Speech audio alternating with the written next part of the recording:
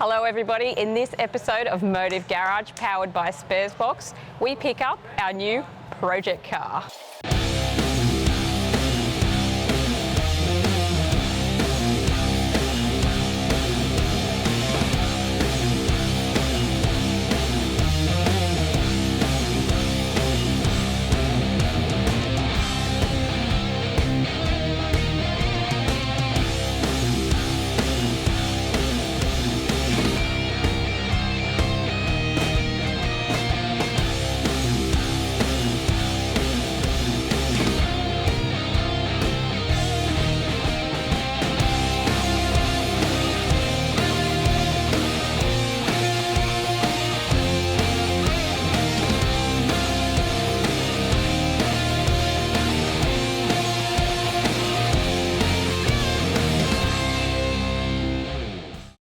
With our GR Yaris going overboard and now being raffled by LMCT Plus, meaning you can win it by joining LMCT Plus or buying entries via the link in the description below, it was time for a new project car. If you saw our Subaru BRZ review and saw that we helped organise a launch party at Sutton Subaru Rosebery, you may have already guessed it. There is a few reasons that we chose the Subaru BRZ. Firstly, I've always said how good the chassis is in the 86 and BRZ twins since its release, and, well, I've always wanted to modify one. The new model fixes the issues of the old one without ruining all the things that made it great. The car also won Motor Magazine's Sports Car of the Year, so it's not just us that thinks it's a good thing. The new model also looks more stylish and mature. The choice between BRZ and GR86 came down to two simple things. Firstly, availability. Sutton Subaru Rosebery were able to secure us a car in the very first batch of 500, which is now sold out, while the GR86 is not due until the end of 2022. Secondly, Sutton Subaru Rosebery did us a great deal as we worked together on the launch of the car and showcasing the new BRZ to enthusiasts. Although we tested the automatic, of course, we bought a 6-speed manual. And Susie had the first drive to see what it's like.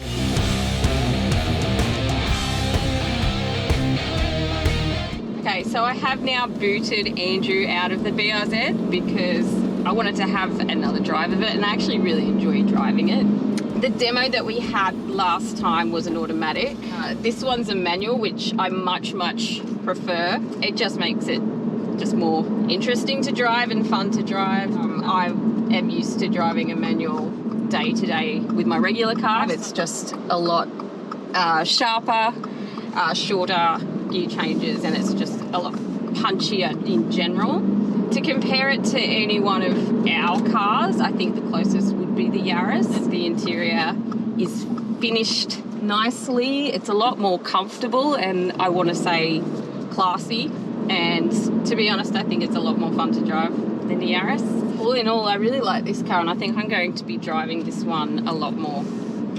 So something the BRZ will do a little bit of is the school run. It has 4 seats. It can fit the boys and Evie, isn't that right? Yeah. Be slightly uncomfortable for whoever's behind me, but when Susie drives, it's all good. So the big question is, what do the kids think? Evie, do you like it? I think it's cool, comfortable, and the stereo is good. Do you like how it looks? Yeah. It's pretty good, huh? Yeah. So Evie's been in, how many cars have we owned and had press cars for? Probably 50, 100 different cars you've been in? Yeah. Does this one rank okay? Yeah. Pretty good? Yeah. Yeah. Evie knows. She knows more about different cars than most people. Alrighty, so this is my second time only ever driving a BRZ, and it is a dead stock one, and the first time I ever drove one was a dead stock one from years ago now. And the one thing that the one gripe that I always had with the original ones was they were always such a fun car to drive, and they handle just as good as everyone says they do, but the annoying thing is when you're coming out of a corner and you bury your foot, there's nothing there. It goes nowhere. But I think that, like, this is what, a 2.2, 2.4 litre now? There's a bit more grunt. And with a turbo kit that I feel like is 110% necessary, this could actually be a bit of a weapon of a car. Like, especially if you could get it to, like, I don't know, 250, 300 kilowatts, like, it'd actually be a mental car. Now, I'm 6'6", and this thing does not really cope with tall people. It is not a tall person car. I've got the seat all the way back. I've got the seat as low as it goes, and my head still touches the roof. But other than that, like, this car's got CarPlay. The gearbox feels smooth. The clutch is nice. Other than that, especially as a stock car, this thing is awesome. Like, and it drives great. So I am excited to see where we go with this. Excited to get some coils in it. Excited to get a little bit more power in it. Because especially compared to a boat, compared to what I'm used to driving, this thing handles awesome. They feel awesome to drive. They're great around the city in traffic, and I can't wait to see what this does on a track with some good mods done to it. All right, here we go. First run in the Subaru BRZ. We picked it up Monday. Today's Wednesday. It's done 250 Ks to run it in, and that is plenty. I'm doing it just the way I like it. No practice runs, no trials, no research, no nothing. Let's just give it a go and see what happens.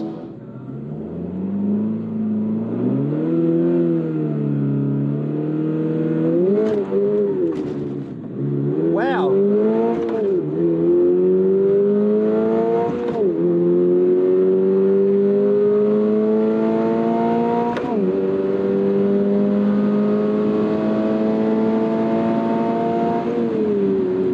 To be honest, that spun heaps more than I thought it would. Being a drag strip, I pre-predicted I'd need a fair bit of revs in a small capacity, naturally aspirated engine to try and get out of the hole and not bog down, but it actually went the other way and spun. So on the next run, I'll just be, I guess, I'll treat it like a street surface and try and ride a lot smoother out of there. So we'll see how we go. That'll be a terrible launch, terrible 60, but yeah. Curious to see the mile an hour and stuff and see what this new 2.4 litres really like. 15.0 at 96 miles an hour. The 60 foot time was a 2.4. It was rubbish. So if we can get that 60 down to like a 2.2, we'll be right into the mid 14s, which is where I expect this car to be based on some draggies and things like that I've seen on the internet. 96 mile an hour is not too bad at all for a 2.4 litre non-turbo 4-cylinder. So that's actually all right. It's not too bad at all. I'll try and have a smoother launch this time and see how we go. Let's do it. I'm going to try a burnout in this car. I don't know how it's going to go, but I'm going to try. It could be a laughing stock, but we'll see.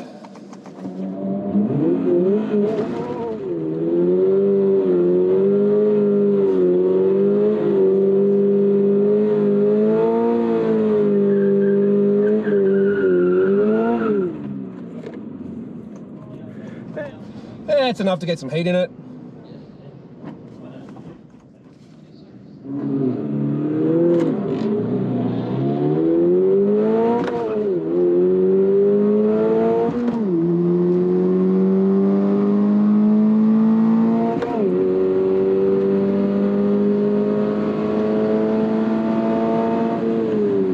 So that run was a bit the opposite, bogged down that time. I tried to launch almost exactly the same, but maybe the warm-up burnout, maybe a bit of the fact the right lane could be better, who knows? But this time it bogged down. So I want to go back around, go back to the right lane, do a warm-up burnout again. Nothing crazy, just a little bit of temperature, and use even more RPM to see if I can get out of the hole a little bit better, because the first time spun so much that it was slow, while this time bogged, so it was probably slow. But being naturally aspirated, it's not like it's off boost, so it may not be too bad. It should be able to do a mid 14, but yeah, see what happens. All right, that was much better. 14.79 at 95.88 mile an hour. Why is the mile an hour down? Well, probably because it launched a little bit better, but it's pretty much the same. So, but it was a 2.26 60 this time, even though it bogged a little, and a 14.7 at 95.8. I'd like to see a 14.5 at the drag strip, to be honest. Is it possible? I think it's possible. I just need to get everything right, I guess, but much happier now. It's well into the 14s where it should be, which is not bad for a 4-cylinder naturally aspirated 2.4 litre. So yeah, at least we have some starting data now. We'll give it one more go.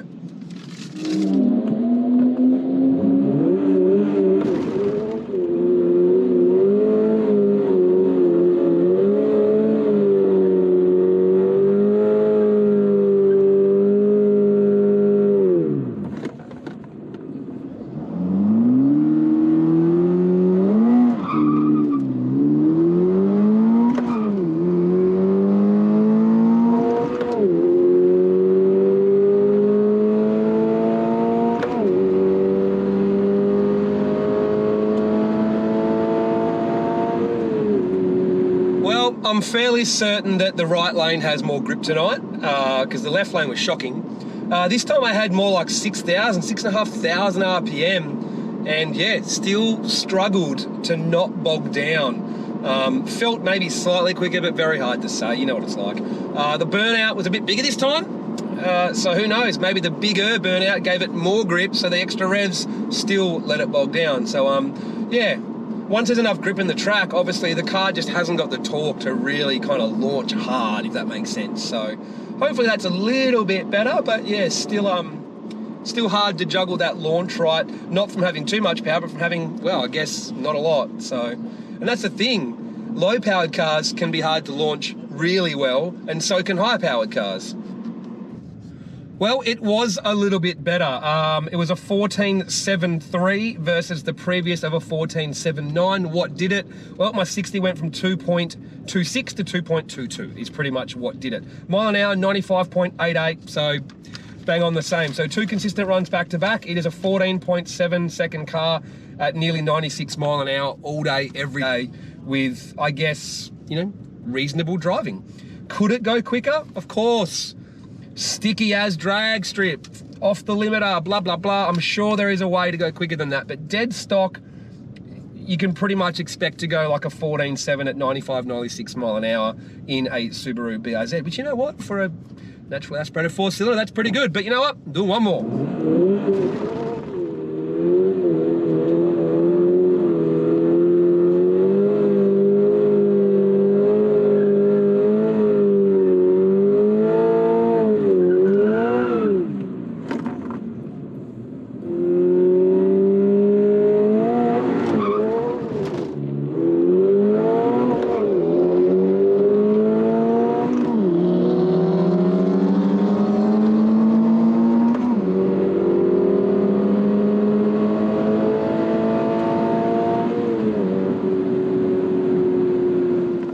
All right, fourth and final run for the evening. It did what I probably thought would happen, and that is I did a bigger burnout, more RPM, more clutch slip, but it actually still wheel spun. So I kind of, I guess, found the limit of how much I could push it. Let's see what the time is.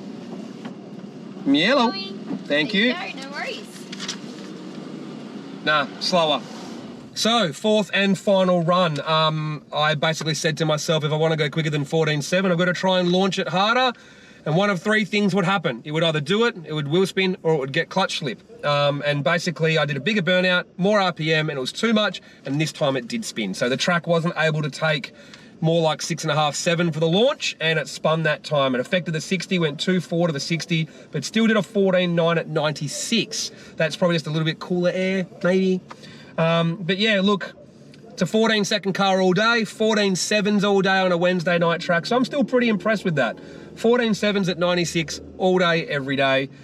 So I think if you want to go quicker than 14.7 at the drag strip, you would either need a really cold night or a really well-prepped track, or you've got to beat on it really hard with a combination of those. So 14.7s all day, every day at 96 with a half-decent driver, i.e. someone like me.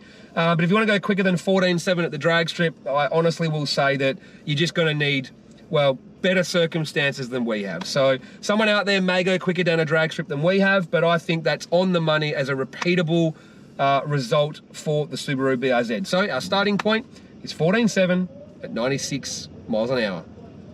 Let's get some mods going, shall we? The first thing a new project car needs is a set of wheels, for two reasons. One, to personalise your ride as your own and give it its own look, and two, most importantly to us, is to increase performance by having lighter and or larger wheels to fit bigger performance rubber. The wheels we chose for all of these reasons is a set of Wed Sports TC105Xs in 18 by 9.5 plus 38, which is perfect fitment for a BRZ or 86. We picked up these wheels from the guys at Import Monster in Melbourne. They are a motorsport proven rim that will fit larger performance rubber and are very lightweight, coming in at 7.95 kilograms per wheel while still remaining nice and strong.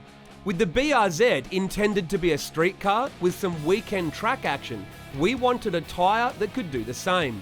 So we chose the Zestino Grej 07R the same tyre that we have used on both our XR6 Turbo and XR8 project cars. We took the car to the guys at Prestige Tyre and Auto to fit up the tyres to the new wheels.